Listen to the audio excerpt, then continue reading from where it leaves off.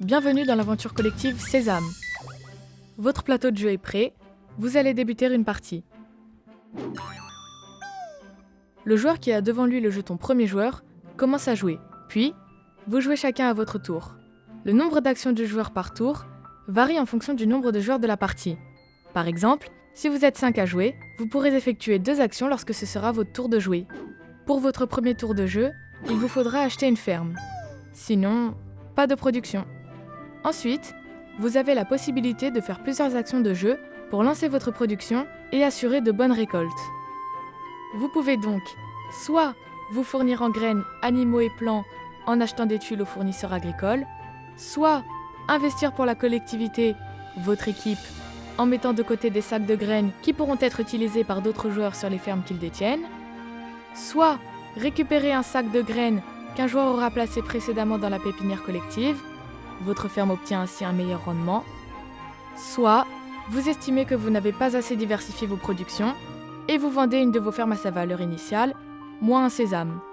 Mais attention à bien peser le pour et le contre.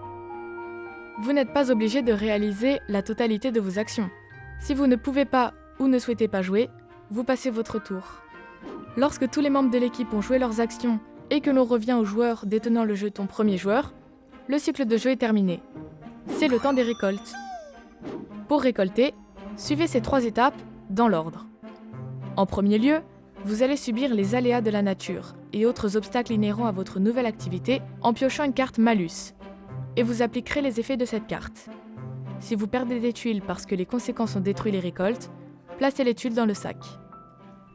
Bénéficiez maintenant de vos investissements et efforts collectifs en distribuant vos récoltes. Pour cela, 2 possibilités. Soit vous faites de la vente directe, dans ce cas, vous récupérez en sésame la valeur inscrite sur la tuile, puis la tuile retournera dans le sac. Son cycle de production est terminé. Seules les tuiles renouvelables restent sur les cartes fermes, car elles continueront de produire au prochain cycle. Si vous ne faites pas le choix de la vente directe, c'est que vous avez opté pour vous diriger un peu plus vers la réalisation de votre objectif principal, remplir des cartes objectifs, afin de cumuler sésame et points de victoire inscrits sur là où les cartes objectifs complètent. Soyez attentifs, il se peut que vous obteniez également une carte bonus.